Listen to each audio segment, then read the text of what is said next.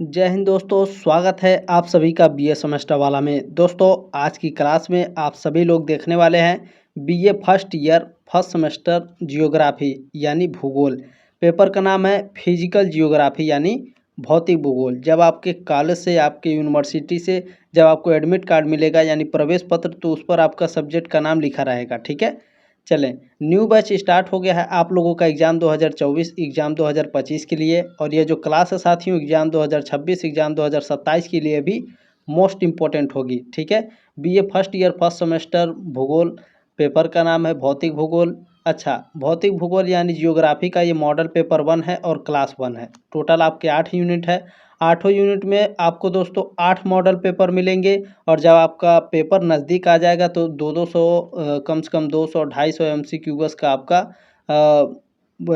Model paper महासंग्राम revision classes आपको मिलेंगी जब आपका एग्ज़ाम नज़दीक आ जाएगा। जैसे मान लीजिए परसों आपका एग्ज़ाम है तो आज आपको मॉडल पेपर मिल जाएगा ताकि अच्छे से प्रिपरेशन हो सके आपका। ठीक है, चले, मैं बता देना चाहता हूँ जो दीनदयाल उपाध्याय गोरखपुर विश्वविद्यालय है उसका पेपर कोड है BA first year first semester का FGEO 101। ठीक है, चले, आज के इस क्लास में साथियों, अच्छा मैं बता देना चाहता हूँ जो डॉक्टर राम मनोहर लोहिया अवध विश्वविद्यालय है और इस बार जो आपका राजा महेंद्र प्रताप सिंह स्टेट यूनिवर्सिटी है, इन्होंने यहाँ पर राम मनोहर लोहिया अवध विश्वविद्यालय में यहाँ पर हमेशा लिखित एग्जाम होता है, लेकिन इस बार राजा महेंद्र प्रताप सिंह स्टेट यूनिवर्सिटी में भी लिखित एग्जाम होगी। लगभग आपके 70% कॉलेज में इस बार लिखित एग्जाम होंगे। तो लिखित क्वेश्चन पेपर भी मैंने सॉल्व कराया है BA first year first semester का। ठीक है, डिस्क्रिप्शन बॉक्स में प्लेलिस्ट का लिंक है, जा करके आप लोग लिखित क्वेश्चन पेपर भी देख सकते हैं। ठीक है, चलें, आज के इस क्लास में हम लोग अटेंड करेंगे top 60 most important MCQs question answer with important note.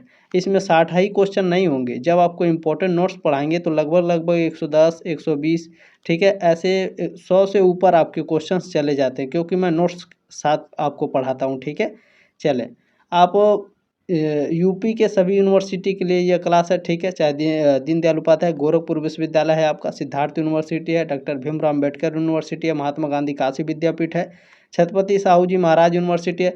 सभी कॉलेज के लिए जितने भी उत्तर प्रदेश में कॉलेज है, चाहे आप इस कॉलेज में पढ़ रहे हो, इस कॉलेज में या इस कॉलेज में, चाहे तो आप इस कॉलेज से संबंधित किसी कॉलेज में पढ़ रहे हो, जैसे दीनदयाल उपाध्याय का गोरखपुर विश्वविद्यालय, उससे संबंधित कई कॉलेज होते हैं अलग अलग जगहों पर।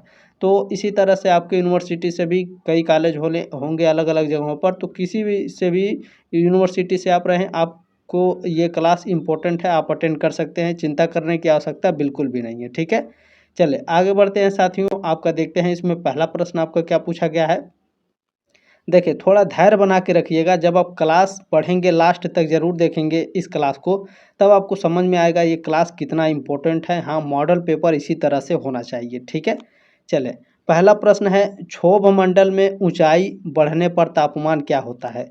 तो जब क्षोभ मंडल में ऊंचाई बढ़ती है, मान लीजिए ये क्षोभ मंडल है आपका, ठीक है, जब ये क्षोभ मंडल में ऊंचाई आपकी बढ़ेगी तो तापमान पर क्या प्रभाव पड़ता है। तो तापमान आपका घटता है। बी ऑप्शन आपका राइट है पहले का। ठीक है, अब चलिए क्षोभ मंडल के बारे में मैं बता रहा हूँ, आपके कई सारे प्रश्न एग्जाम में आएंगे इससे। ठीक है, देखिए पहला पॉइंट है क्षोभ मंडल वायुमंडल की सबसे निचली परत है। ये सभी को पता होगा, जिसको नहीं पता वो लोग जान ले कि जो क्षोभ मंडल है साथियों, ये वायुमंडल की सबसे निचली परत है। ठीक है, क्षोभ मंडल में ऊंचाई बढ़ने के साथ हवा का दबाव और घनत्व कम हो जाता है। ये बात आप लोग ध्यान रखेंगे, आपके एग्जाम में पूछता है क्षोभ मंडल में ऊंचाई बढ़ने पर हवा का दाब और घनत्व कम होता है या फिर बढ़ता है। तो ध्यान रखेंगे, हवा का दबाव और घनत्व दोनों कम होता है। ठीक है, चले, क्षोभ मंडल में हर 165 मीटर की ऊंचाई पर तापमान 1 डिग्री सेल्सियस कम हो जाता है। इसे सामान्यतः ताप पतन दर कहते हैं। आपके एग्जाम में ताप पतन दर पूछता है, तो ध्यान रखेंगे क्षोभ मंडल में 165 मीटर की ऊंचाई पर हमेशा 1 डिग्री जो सेल्सियस होता है वो कम होता जाता है। ठीक है, अगला पॉइंट है क्षोभ मंडल में ही लगभग सभी मौसम होते हैं और ज़्यादातर बादल दिखाई देते हैं। ठीक है, जो आप लोग बादल देखते हैं ना, हवाई जहाज जो उड़ती हैं, ये क्षोभ मंडल में ही होता है। ठीक है, ध्यान रखेंगे। अगला पॉइंट है साथियों आपका क्षोभ मंडल की जो ऊंचाई है ध्रुवों पर 8 से 10 किलोमीटर और जो विषुवत रेखा है इस पर क्षोभ मंडल की ऊंचाई 18 से 20 किलोमीटर होती है। ठीक है। अच्छा, वेस्ट इंडीज पर विषुवत रेखा की सूर्य की जो वेस्ट इंडीज है, वेस्ट इंडीज देश जो क्रिकेट खेलता है, ठीक है, वो विषुवत रेखा पर पड़ता है। ठीक है, सूर्य की किरणें विषुवत रेखा पर सीधी पड़ती हैं, इसलिए वहाँ के लोग काले काले लंबे लंबे होते हैं। ठीक है, चलिए ये भी ध्यान रखेंगे आप लोग, हालांकि ये सिलेबस में नहीं है लेकिन जानना जरूरी है। क्षोभ मंडल को संवहन मंडल, अधोमंडल और वायुमंडल की सबसे छोटी परत भी कहा जाता है। ठीक है, क्षोभ मंडल में मौसम से जुड़ी सभी घटनाएं होती हैं। ठीक है, आंधी तूफान बारिश, ठीक है, सूखा बाढ़, ये सभी घटनाएं कहाँ होती हैं आपकी, ये सभी मतलब जो मौसम की घटनाएं हैं ये क्षोभ मंडल में ही पता चलता है कि चक्रवात आने वाला है, तूफान आने वाला है, बारिश आने वाली है, कब बारिश होगी कब नहीं होगी, ये सभी आपकी क्षोभ मंडल में ही पता चलता है। ठीक है, चलें प्रश्न नंबर 2 आपका, हालांकि क्षोभ मंडल में बाढ़ कब आएगा ये नहीं बताया जाता। ठीक है, चले दूसरा प्रश्न है, जलवायु परिवर्तन का कारण है। हालांकि बाढ़ आने का भी पता चल जाएगा क्षोभ मंडल में, क्योंकि बारिश होगा तभी बाढ़ आती है। ठीक है, तो जलवायु परिवर्तन का कारक है ग्रीन हाउस गैसें, ओजोन परत का क्षरण और प्रदूषण। तो ये तीनों क्या है, ये तीनों जलवायु परिवर्तन का कारण है। ठीक है, कभी ज़्यादा ठंडी पड़ेगी, कभी ज़्यादा गर्मी पड़ेगी, कहीं सूखा कहीं बाढ़, ये सभी क्या है, जलवायु परिवर्तन है और इन्हीं कारण से होता है। तो डी ऑप्शन आपका राइट है। चले अगला प्रश्न देखते हैं, 3 नंबर प्रश्न आपका क्या पूछा गया है, रचनात्मक प्लेट किनारे होते हैं। अच्छा दोस्तों, अगर आपको क्लास अच्छा लग रहा होगा तो एक लाइक जरूर करेंगे। ठीक है, सब्सक्राइब जरूर कर लीजिएगा ताकि आप second semester, third semester, fourth semester, fifth semester और सिक्स सेमेस्टर में भी मेरे साथ जुड़े रहें। ठीक है, 3 साल आपको पढ़ना है तो आप सब्सक्राइब जरूर कर लीजिएगा ताकि आप अच्छे से पढ़ सकें हमारे साथ। ठीक है, और ये आपकी, ये मैं आपको जिम्मेदारी दे रहा हूँ और आपसे रिक्वेस्ट भी है कि आप इस क्लास को ज़रूर आगे सेंड करेंगे, इस मॉडल पेपर को, ताकि एक भी यूनिवर्सिटी के बच्चे बचे ना, सभी के पास ये क्लास हो, सभी अच्छे से प्रिपरेशन कर सकें। ठीक है, चलिए स्टार्ट करते हैं। तीसरा प्रश्न है, रचनात्मक प्लेट किनारे होते हैं, यानी जो रचनात्मक प्लेट किनारे पर होते हैं उसे अपसारी प्लेट कहते हैं, अभिसारी प्लेट या संरक्षी प्लेट या फिर स्थिर प्लेट कहते हैं। तो रचनात्मक प्लेट किनारे होते हैं, इसे अपसारी प्लेट कहते हैं। ए ऑप्शन आपका राइट है। तो सर जी अपसारी प्लेट क्या होता है, रचनात्मक प्लेट किनारे क्या होता है, इसके बारे में बताइए। बिल्कुल बताएंगे, ध्यान से देखिएगा, इससे भी प्रश्न आपके एग्जाम में बनेंगे। रचनात्मक प्लेट किनारे वे प्लेट किनारे होते हैं जहां दो प्लेट एक दूसरे से दूर हट रही होती हैं। मान लीजिए पृथ्वी का एक प्लेट ये है, एक प्लेट ये है, ये दोनों एक दूसरे की विपरीत दिशा में दूर हट रही हैं। ठीक है, तो ये क्या होते हैं, तो इन किनारों को अपसारी प्लेट सीमा भी कहते हैं। ठीक है, इन किनारों को क्या कहा जाएगा, अपसारी प्लेट सीमा। इन किनारों पर कई तरह की भू आकृतियाँ बनती हैं, जैसे कि दरार घाटियाँ। मान लीजिए यहाँ से प्लेट खिसकेगा, यहाँ से खिसकेगा, तो बीच में क्या आएगा, दरार घाटियाँ, समुद्री खाइयाँ और पानी के नीचे की पर्वत श्रृंखलाएँ। ठीक है, चले अच्छा, आप लोग पीडीएफ पाना चाहते हैं तो क्या करेंगे, तो टेलीग्राम ग्रुप का लिंक दिया गया है डिस्क्रिप्शन बॉक्स में, ज्वाइन कर लीजिएगा। हमसे कुछ भी बात करना है, आप कुछ भी पूछना चाहते हैं, पीडीएफ पाना चाहते हैं, ठीक है, क्लासेस जितने भी क्लासेस हैं उसके नोट्स और पीडीएफ टेलीग्राम ग्रुप में ही सेंड किए जाते हैं, तो ज्वाइन कर लीजिएगा। ठीक है, चले चौथा प्रश्न है आपका, महाद्वीपीय प्रवास सिद्धांत का प्रतिपादक कौन था, अल्फ्रेड वेगनर। ठीक है, महाद्वीपीय प्रवास सिद्धांत का प्रतिपादक था, ऑप्शन नंबर ए राइट है प्रश्न नंबर 4 का। अच्छा, यहाँ पर आपका पूछा गया है जब कि महाद्वीपीय प्रवाह का सिद्धांत किसने दिया था, अल्फ्रेड वेगनर ने। एक प्रश्न और पूछता है, अल्फ्रेड वेगनर ने महाद्वीपीय प्रवाह का सिद्धांत किस सन में दिया था। तो क्या करेंगे, जब आप पढ़े रहेंगे तभी उत्तर देंगे। देखिए ध्यान से, महाद्वीपीय प्रवाह सिद्धांत या महाद्वीपीय बहाव सिद्धांत को प्रस्तावित करने वाले वैज्ञानिक अल्फ्रेड वेगनर थे। ठीक है भैया, वेगनर एक प्रसिद्ध भूवैज्ञानिक और मौसम वैज्ञानिक थे। ठीक है, उन्होंने 1912 में इस सिद्धांत को रखा था। ठीक है, अल्फ्रेड वेगनर ने महाद्वीपीय प्रवास सिद्धांत को 1912 में दिया था, यह बात ध्यान रखेंगे। प्रश्न नंबर 5 आपका पूछा गया साथियों, निम्नलिखित में से कौन लघु यानी माइनर प्लेट नहीं है, नजका, फिलीपीन, अरब या फिर अंटार्कटिक। तो इसमें साथियों जो अंटार्कटिक है यह माइनर प्लेट नहीं है यानी लघु प्लेट नहीं है। डी ऑप्शन आपका राइट है प्रश्न नंबर 5 का। प्रश्न नंबर 6 आपका देखेंगे क्या पूछा गया है। हिमालय पर्वतों के साथ भारतीय प्लेट की सीमा किस तरह की प्लेट सीमा है। तो हिमालय पर्वत के साथ भारतीय प्लेट की जो सीमा है वो अपसारी सीमा है। अपसारी या फिर अभिसारी कभी कभी लिख करके देता है, अपसारी आप लोग ध्यान रखेंगे 100%। ठीक है, बी ऑप्शन आपका राइट है प्रश्न नंबर 6 का। चलिए 7 नंबर प्रश्न आपका पूछा गया है, निम्नलिखित में से कौन मुख्य प्लेट का हिस्सा नहीं है। देखिए जो फिलीपीन प्लेट है, ठीक है, ये मुख्य प्लेट का हिस्सा नहीं होता है। ठीक है, मुख्य प्लेट पूछा है तो मुख्य प्लेट का हिस्सा फिलीपीन प्लेट नहीं होता है। ये ऑप्शन आपका राइट है। प्रश्न नंबर 8 आपका पूछा गया है, पृथ्वी के संपूर्ण द्रव्यमान का लगभग कितना प्रतिशत करोड़ में समाहित है। तो पृथ्वी के संपूर्ण द्रव्यमान का लगभग 30% हिस्सा जो है वो करोड़ में समाहित है। ठीक है, इस तरह से आप लोग पृथ्वी का कोड देखते हैं, ये पृथ्वी है, पृथ्वी का ये करोड़ है बीच में का। ठीक है, 30% हिस्सा है। ऑप्शन नंबर डी आपका राइट है। अब इसके बारे में मैं थोड़ा बता रहा हूँ, ध्यान से पढ़िएगा, कई सारे प्रश्न यहाँ से आपके बनेंगे एग्जाम में। देखें, पृथ्वी के कुल द्रव्यमान का लगभग 30% से ज़्यादा हिस्सा करोड़ में समाहित है। पृथ्वी के बारे में कुछ और रोचक बातें। ठीक है, पृथ्वी के आयतन का 15% हिस्सा करोड़ है। आपके एग्जाम में पूछता है पृथ्वी के आयतन का कितना हिस्सा करोड़ है, तो 15% हिस्सा करोड़ है। पृथ्वी के मेटल का आयतन यानी पृथ्वी में जो मेटल पाए जाते हैं, लोहा, आयरन, ठीक है, इसका आयतन 84% और इसका जो द्रव्यमान होता है वो 70% है। पृथ्वी के क्रस्ट का द्रव्यमान 1% से भी कम है। ठीक है, पृथ्वी के जो क्रस्ट का द्रव्यमान है वो 1% से कम है। पृथ्वी का औसत घनत्व 5.5 है, जबकि भूप्रपट्टी का घनत्व 3.0 है। आपके एग्जाम में पूछता है भूप्रपट्टी का घनत्व कितना है, तो 3.0। पृथ्वी का औसत घनत्व कितना है, तो 5.5। इस तरह से आपके एग्जाम में प्रश्न बनेंगे। देखें, पृथ्वी के करोड़ का घनत्व 11 से ज़्यादा माना जाता है। ठीक है भैया, पृथ्वी के करोड़ को 2 भागों में बांटा गया है। आपके एग्जाम में पूछता है पृथ्वी के करोड़ को कितने भागों में बांटा गया है, तो ऑप्शन में दिया रहेगा, ध्यान रखें 2 भागों में। कौन कौन से, बाहरी करोड़ और आंतरिक करोड़।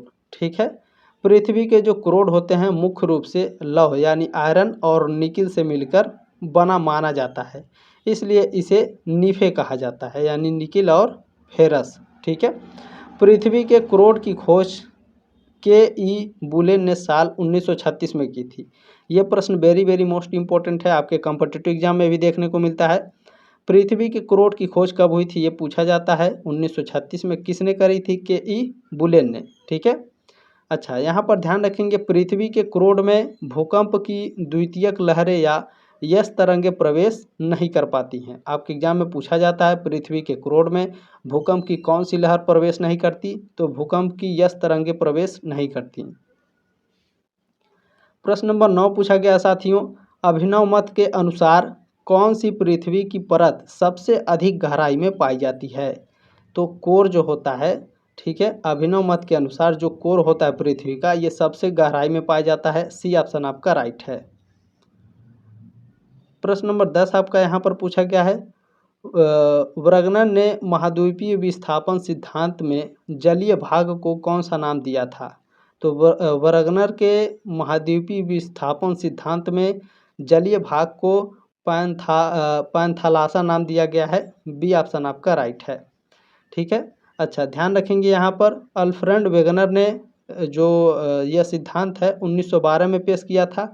वेगनर एक प्रसिद्ध मौसम वैज्ञानिक और भूवैज्ञानिक थे। ठीक है, चले प्रश्न नंबर आपका 11 पूछा गया है, भौगोलिक, ठीक है, भौगोलिक विषय का केंद्र बिंदु भूगोल की किस शाखा को कहते हैं। तो भौगोलिक विषय का जो केंद्र बिंदु है यह भूगोल की भौतिक भूगोल की शाखा को कहा जाता है। सी ऑप्शन आपका राइट है। प्रश्न नंबर 12 आपका पूछा गया है, द्वितीय श्रेणी के, ठीक है, द्वितीय श्रेणी के उच्चावच में सम्मिलित नहीं है। द्वितीय श्रेणी के उच्चावच में इंसेल वर्ग आपका सम्मिलित नहीं है, बाकी द्वितीय श्रेणी के उच्चावच में पर्वत, पठार और मैदान शामिल हैं। अब आपके जो श्रेणियां है उच्चावच श्रेणियां, ये 3 प्रकार की उच्चावच श्रेणियां होती हैं। अब एग्जाम में कौन सा पूछेगा, ये तो नहीं पता है, लेकिन तीनों आप याद रखेंगे। भू आकृति विज्ञान के क्षेत्र में उच्चावचों को 3 श्रेणियों में बांटा गया है। पहला है प्रथम श्रेणी उच्चावच, इसमें महाद्वीप और महासागरीय बेसिन आते हैं। द्वितीय श्रेणी उच्चावच में पर्वत, पठार, मैदान और झील आते हैं। तृतीय श्रेणी उच्चावच में सरिता, खाड़ी, डेल्टा, महासागरीय जल, भूमिगत जल, पवन यानी हवाएं, हिमनद आदि के कारण बनी स्थलाकृतियां हैं। ठीक है, चलें। प्रश्न नंबर 13 पूछा गया साथियों, निम्नलिखित में से कौन सी भौतिक भूगोल की शाखा नहीं है? तो देखें, इसमें भूगणित है, जैव भूगोल है, मृदा भूगोल है, ये सभी भौतिक भूगोल की शाखाएं हैं। लेकिन अधिवास भूगोल यह मानव भूगोल की एक शाखा है, अधिवास भूगोल। ठीक है, तो इसलिए सी ऑप्शन आपका करेक्ट है। प्रश्न नंबर 14 आपका पूछा गया है, पृथ्वी की आंतरिक संरचना की जानकारी का प्राकृतिक स्रोत है। तो पृथ्वी की आंतरिक संरचना की जानकारी का जो प्राकृतिक स्रोत है वह भूकंप, तापमान और घनत्व है। ठीक है, डी ऑप्शन आपका राइट है। प्रश्न नंबर आपका 15 पूछा गया है, मेटल की कोर से विभाजित करने वाला असंबद्धता है। कोनराड है, मोहो है, रेपिटी है या गुटेनबर्ग? तो गुटेनबर्ग है। ठीक है, मेटल की कोर से विभाजित करने वाला असंबद्धता गुटेनबर्ग है। डी ऑप्शन आपका राइट है। इसमें बहुत ही बारीकी से इसे समझिएगा, ये एग्जाम में आपके पूछता है, इम्पोर्टेंट है। मेटल को, ठीक है, मेटल को कोर से अलग करने वाली असंबद्धता को गुटेनबर्ग असंतता कहते हैं। यह सतह से करीब 2900 किलोमीटर नीचे स्थित है। पृथ्वी की कुछ और असंबद्धताएं और उनके काम। ठीक है, मोहो असंबद्धता पूछता है, कानराड असंबद्धता पूछता है और रेपेटी असंबद्धता पूछता है बाहरी और आंतरिक मेटल को अलग करने वाली कौन सी असंबद्धता है? रेपेटी असंबद्धता है। आपके एग्जाम में पूछता है ऊपरी और निचले क्रस्ट को अलग करने वाली कौन सी असंबद्धता है? कानराड असंबद्धता है। आपके एग्जाम में पूछता है साथियों, क्रस्ट और ऊपरी मेटल के बीच की सीमा बनती है, तो यह कौन सी असंबद्धता है? मोहो असंबद्धता है। ठीक है, चलें। प्रश्न नंबर 16 पूछा गया है साथियों, लोएस का निर्माण होता है। लोएस का निर्माण आपका हवा से होता है यानी पवन से होता है। ऑप्शन नंबर ए राइट है आपका। प्रश्न नंबर 17 आपका पूछा गया है, अपरदन के किस कारक द्वारा बरखान का निर्माण होता है? तो अपरदन के हवा के कारण यानी पवन के कारण बरखान का निर्माण होता है। सर जी, बरखान क्या होता है? तो आप लोग मूवी वगैरह में देखे होंगे, राजस्थान में जो रेगिस्तान होता है जहाँ पर ऊंट चलते हैं, ठीक है, तो वहाँ रेगिस्तान में आपके जो बालू के कण होते हैं, बालू जो होता है उसके बड़े बड़े इस तरह से टीले बन जाते हैं। ठीक है, बड़े बड़े, तो अर्धचंद्राकार में ये टीले जो होते हैं इसी को बरखान बोला जाता है। ठीक है, इसको मैंने समझाया हुआ है, जो क्वेश्चन पेपर मैंने सॉल्व कराया लिखित उसमें मैंने बरखान को अच्छे से समझाया है। ठीक है, चलिए 18 नंबर प्रश्न है, गारा स्थलाकृतियाँ कहाँ मिलती हैं? तो गारा स्थलाकृतियाँ मरुस्थलों में मिलती हैं। ऑप्शन नंबर ए राइट है आपका। अच्छा, जो बड़े बड़े टीले बनते हैं ये नदियों के किनारे जो बालू वगैरह होते हैं वहाँ पर भी जब गर्मियों में हवाएं चलती हैं तो वहाँ पर भी आपके टीले बन जाते हैं। ठीक है, ध्यान रखेंगे।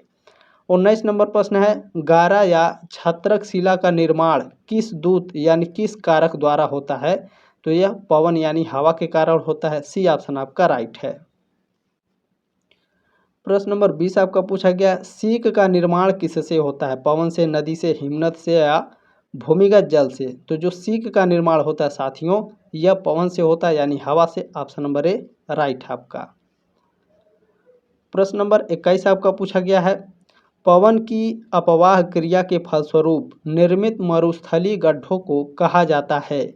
तो वात गर्त कहा जाता है। ऑप्शन नंबर ए राइट है आपका।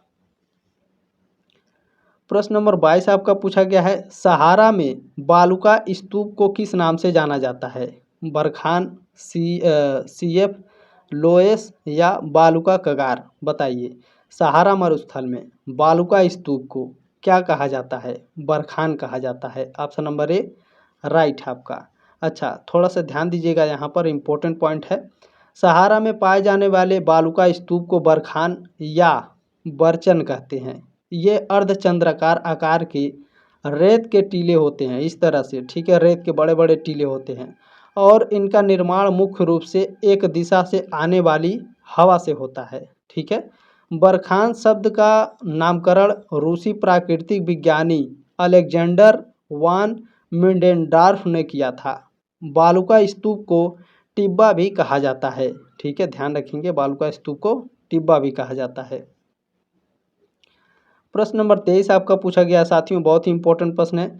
रेगिस्तानी क्षेत्रों में पर्वतों से घिरी बेसिन जिसमें चारों ओर से छोटी छोटी नदियां गिरती हैं, निम्न में से किस नाम से जानी जाती हैं? तो इसे बालसन के नाम से जाना जाता है। सी ऑप्शन आपका राइट है।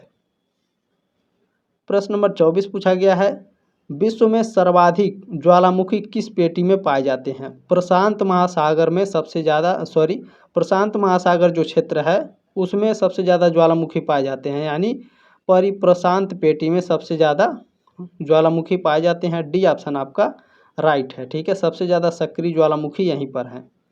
देखें, दुनिया में सबसे ज़्यादा ज्वालामुखी कहाँ है? प्रशांत महासागर के या फिर परिप्रशांत पेटी के क्षेत्र के आसपास में पाए जाते हैं। इस क्षेत्र को रिंग ऑफ फायर भी कहा जाता है, ठीक है, ध्यान रखेंगे। यह क्षेत्र घोड़े की नाल की तरह करीब 40,000 किलोमीटर में फैली है। इसमें दुनिया के 75% सक्रिय ज्वालामुखी पाए जाते हैं। इस प्रशांत महासागर के किनारे के देशों में भी कई ज्वालामुखियां हैं। अच्छा, यहाँ पर देश कौन कौन से हैं? ज्वालामुखी है, इटली है, फिलीपींस है, इक्वेडोर जैसे देश शामिल हैं। 25 नंबर प्रश्न पूछा गया है, अनाच्छादन में सम्मिलित है। तो अनाच्छादन में कौन सम्मिलित होता है भैया? अपक्षय एवं अपर्दन, ये अनाच्छादन में शामिल होते हैं। ऑप्शन नंबर ए राइट है आपका। प्रश्न नंबर 26 आपका पूछा गया है, चट्टानों के अपने स्थान पर टूटने फूटने की क्रिया कहलाती है। तो अपक्षय कहलाती है। डी ऑप्शन आपका राइट है। अब नोट्स देखिएगा, बहुत ही इंपॉर्टेंट है, मज़ा आ जाएगा। चट्टानों के अपने स्थान पर टूटने फूटने की प्रक्रिया को अपक्षय कहते हैं। अपक्षय की वजह से चट्टानें घिसती हैं और टूटती हैं। यह प्रक्रिया पृथ्वी की सतह पर मौजूद चट्टानों और खनिजों पर असर डालती है। अपक्षय के कई कारण हो सकते हैं। कौन कौन से भैया? पानी है, बर्फ़ है, अम्ल है, लवण है, पौधे हैं, जानवर हैं, तापमान में बदलाव है, हवा है, ये सभी, ठीक है। अच्छा, लेकिन जो अपक्षय है इसकी दो प्रक्रियाएं होती हैं, एक होता है भौतिक अपक्षय और एक होता है जैविक अपक्षय, ठीक है। चलें, आपके एग्जाम में पूछा जाता है, लिखित वाले एग्जाम में, कि भौतिक अपक्षय क्या होता है, ठीक है, ध्यान रखेंगे। प्रश्न नंबर 27 है, निम्नलिखित में से कौन अंतर्जात शक्ति नहीं है? तो इसमें साथियों जो आपका वलन है, भ्रंशन है और पटल विरूपण है, ये तीनों आपके अंतर्जात शक्तियां हैं, लेकिन अपक्षय क्या है? अंतर्जात शक्ति नहीं है। डी ऑप्शन आपका राइट है।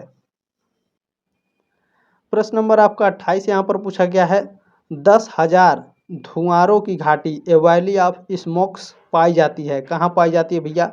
अलास्का में स्मोक वैली पाई जाती है। ऑप्शन नंबर ए राइट है। अब सर जी ये बताइए, स्मोक वैली क्यों कहा जाता है इसे? ठीक है, ये अलास्का में है, थोड़ा सा बता दीजिए। बिल्कुल, देखिए आपको समझ में आ जाएगा तुरंत। 10,000 धुएँ की घाटी वैली ऑफ 10,000 स्मोक्स अलास्का के कटमाई नेशनल पार्क में है, ठीक है। यह घाटी माउंट कटमाई ज्वालामुखी के विस्फोट के बाद बनी थी, ठीक है, ध्यान रखेंगे। प्रश्न नंबर 29 पूछा गया है, रिएक्टर पैमाने का उपयोग होता है किसके लिए? भूकंप की तीव्रता नापने के लिए। ऑप्शन नंबर ए राइट है आपका। प्रश्न नंबर 30 आपका पूछा गया है, अस्थाई पवन नहीं है, इनमें से कौन अस्थाई पवन नहीं है बताने का प्रयास करेंगे आप सभी लोग। विषुवत रेखीय पछुआ हवा, व्यापारिक हवा और पछुआ हवा, ये तीनों अस्थाई पवन है, लेकिन ब्रिक फील्डर आपका अस्थाई पवन नहीं है। बी ऑप्शन आपका राइट है। प्रश्न नंबर 31 बहुत ही इंपॉर्टेंट है, कोपेन ने विश्व को प्रमुख जलवायु प्रदेशों में विभक्त किया। तो कोपेन ने विश्व को, यदि विश्व को पूछेगा तो 5 भागों में विभक्त किया है। ऑप्शन नंबर ए राइट है। और पूछता है कोपेन ने भारत में जलवायु को कितने प्रदेशों में विभक्त किया है? 6 भागों में विभक्त किया है, ठीक है, दोनों अलग अलग हैं, ध्यान रखेंगे। विश्व को 5 भागों में विभक्त किया है, ध्यान रखेंगे। कोपेन जलवायु वर्गीकरण योजना जलवायु को 5 मुख्य जलवायु को 5 मुख्य जलवायु समूहों में विभाजित करती है। पहला है उष्णकटिबंधीय। अच्छा, जो ABCDE लिखा है ये अपने तरफ से ये एक सिंबल दिए थे, ठीक है, ध्यान रखेंगे।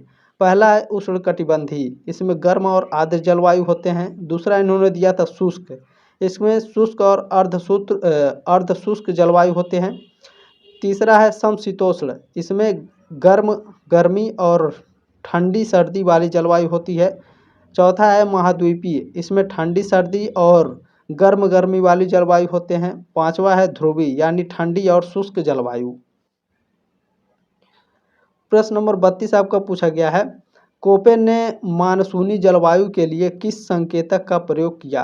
कोपेन ने मानसूनी जलवायु के लिए कौन सा संकेत का उपयोग किया था भैया? तो AM का संकेत का उपयोग किया था। सी ऑप्शन राइट है। कभी कभी आपके ऑप्शन में केवल छोटा वाला M बना करके देगा, ठीक है, तो ध्यान रखेंगे आप लोग। चलिए यहाँ पर यहाँ पर आपका दिया गया है, कोपेन के जलवायु वर्गीकरण में इस्तेमाल किए जाने वाले कुछ और संकेत और उनके मतलब ये रहे। पहला है F, छोटा F से शुष्क मौसम नहीं है, उन्होंने दर्शाया था। छोटा W से सर्दियों का शुष्क मौसम, छोटा S से गर्मियों का शुष्क मौसम, और ABCD ये छोटा लेटर में बताए थे कि तापमान की गंभीरता को दर्शाते हैं ये छोटा लेटर। और ये जो बड़े लेटर हैं ABCDE ये इनका इस्तेमाल 5 प्रमुख जलवायु समूहों को दर्शाने के लिए किया गया है, ठीक है। चलें, प्रश्न नंबर आपका 33 पूछा गया है, महान हिमकाल किसे कहते हैं? महान हिमकाल प्लीस्टोसीन युग को कहा जाता है, ठीक है, प्लीस्टोसीन युग को महान हिमकाल कहते हैं। ऑप्शन नंबर ए राइट है आपका। प्रश्न नंबर 34 है आपका, निम्नलिखित में से कौन सा जलवायु के वर्गीकरण का आधार नहीं है? देखें, इसमें वर्षा, वनस्पति और पवन ये जलवायु के वर्गीकरण के आधार हैं, लेकिन तापमान नहीं है। सी ऑप्शन राइट है प्रश्न नंबर 34 का। प्रश्न नंबर आपका 35 पूछा गया है, चिनूक कहाँ की स्थानीय पवन है, यानी चिनूक कहाँ की स्थानीय हवा है? तो संयुक्त राज्य अमेरिका की यह स्थानीय हवा है। बी ऑप्शन आपका राइट है। अब इसके बारे में थोड़ा सा जान लीजिए आप लोग। जो चिनूक हवाएं हैं उत्तरी अमेरिका के पश्चिमी आंतरिक भाग में चलती हैं। ये हवाएं रॉकी पर्वत के पूर्वी ढलानों से उतरती हैं और कनाडा के ब्रिटिश कोलंबिया तक चलती हैं। प्रश्न नंबर 36 है, बैंथोलिक का निर्माण होता है। तो जो बैंथोलिक है दोस्तों, इसका जो निर्माण है यह ज्वालामुखी द्वारा होता है। ज्वालामुखी द्वारा नहीं, इसे आप कह सकते हैं ज्वालामुखी से जो लावा निकलते हैं, जो मैग्मा रेड कलर का जो मैग्मा निकलता है, इसके कारण बैंथोलिक का निर्माण होता है, ठीक है। बी ऑप्शन आपका राइट है। प्रश्न नंबर 37 आपका पूछा गया है, वेगनर के अनुसार किस काल में पैंजिया का विभाजन शुरू हुआ? तो वेगनर के कार्बोनिफेरस काल में, ठीक है, वेगनर के कार्बोनिफेरस काल में पैंजिया के विभाजन शुरू हुआ। ऑप्शन नंबर ए राइट है आपका। प्रश्न नंबर आपका 38 पूछा गया है, अश्व अक्षांश से कौन सा अक्षांश संबंधित है? 30 डिग्री अक्षांश संबंधित है। ऑप्शन नंबर ए राइट है आपका। प्रश्न नंबर 39 आपका पूछा गया, निम्नलिखित में से कौन ठंडी स्थानीय पवन नहीं है? तो इसमें जो जोंडा है ये आपका ठंडी स्थानीय पवन नहीं है। सी ऑप्शन आपका राइट है। प्रश्न नंबर 40 पूछा गया साथियों, निम्नलिखित में से कौन ठंडी स्थानीय पवन है? तो देखें, जो इसमें फ्राइजेम है यह एक ठंडी स्थानीय पवन है। डी ऑप्शन आपका राइट है। प्रश्न नंबर आपका 41 पूछा गया है, कोपेन ने स्टेपी प्रदेश को किस संकेताक्षर से स्पष्ट किया? BS से स्पष्ट किया है। ऑप्शन नंबर ए राइट है आपका। प्रश्न नंबर 42 पूछा गया है, कोपेन महोदय ने, ठीक है, कोपेन महोदय ने मरुस्थलीय प्रदेश को, जो मरुस्थलीय प्रदेश है, इसको किस संकेताक्षर से स्पष्ट किए, यानी किस संकेत वाले अक्षर से मरुस्थलीय प्रदेश को कोपेन ने स्पष्ट किया है? तो BW अक्षर से। बी ऑप्शन आपका राइट है। प्रश्न नंबर 43 पूछा गया, ग्रीष्म ऋतु बिल्कुल शुष्क होती है, इस सेतु का क्या संकेताक्षर है? सेतु नहीं है, इस ऋतु का, ठीक है, इस ऋतु का क्या संकेताक्षर है? तो CS, सी ऑप्शन आपका राइट है। प्रश्न नंबर आपका 44 पूछा गया दोस्तों, कोपेन की भांति किसने यह माना कि वनस्पति जलवायु की सूचक होती है? तो यह माना है तिवार्था ने। बी ऑप्शन आपका राइट है। ठीक है, चलें। प्रश्न नंबर आपका 45 पूछा गया है, बलन में ऊंचे उठे भाग को कहते हैं। बहुत ही इंपॉर्टेंट प्रश्न है ये। 2024 में भी पूछा था, 2020 और 24 में पूछा था। ठीक है, तो बलन में जो ऊंचे उठे भाग होते हैं इसे अपनति कहते हैं। ऑप्शन नंबर ए राइट है। सर जी अपनति क्या होता है इसे बता दीजिए। बिल्कुल बताएंगे, ध्यान से देखेंगे आप लोग। देखें, बलन के कारण चट्टानों के ऊपर उठे हुए भाग को अपनति कहते हैं। ठीक है, बलन के कारण जो चट्टानों के ऊपर उठे हुए भाग होते हैं ये वाला, ठीक है, उसे अपनति कहते हैं। वहीं चट्टानों के नीचे घुसे हुए भाग को अभिनति कहते हैं। ठीक है, ध्यान रखेंगे। अच्छा, भूविज्ञान में वलन और भ्रंश शब्द का पृथ्वी की सतह के नीचे होने वाले बदलावों को बताते हैं। जो वलन है, वलन के कारण चट्टानों में लहरदार मोड़ पड़ जाते हैं। वहीं भ्रंश एक पृथक तल होता है जो तब बनता है जब पृथ्वी की चट्टानें एक दूसरे से आगे बढ़ती हैं। ठीक है, तो साथियों आपसे रिक्वेस्ट है कि आप इस क्वेश्चन पेपर यानी ये जो मॉडल पेपर है इसे आगे ज़रूर सेंड करेंगे और सब्सक्राइब जरूर कर लीजिएगा। क्लास अच्छा लगा तो एक लाइक ज़रूर करके जाएंगे। साथियों जल्दी मिलते हैं आपके मॉडल पेपर 2 में। तब तक के लिए जय हिंद, वंदे मातरम।